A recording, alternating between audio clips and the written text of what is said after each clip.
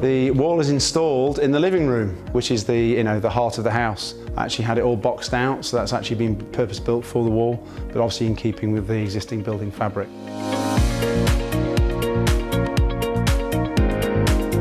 The wall can be built from 115 inch right up to 297 inch. Because of the design and the modular capabilities of the wall, it means it can fit into any environment seamlessly.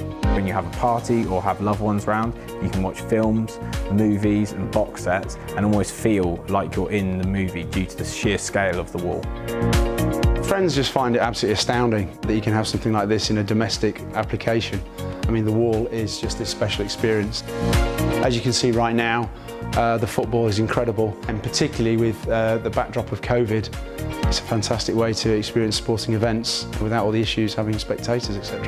I have actually used the Samsung wall for board meetings, gaming as well. Any sort of gaming is fabulous on this screen. The thing that really differentiates the wall versus a normal television is its amazing colour contrast. This includes black seal technology. You don't have any problems with light, so as you can see behind, we've got the French windows. The picture clarity is absolutely second to none. It's a completely different experience. You can't even liken the two.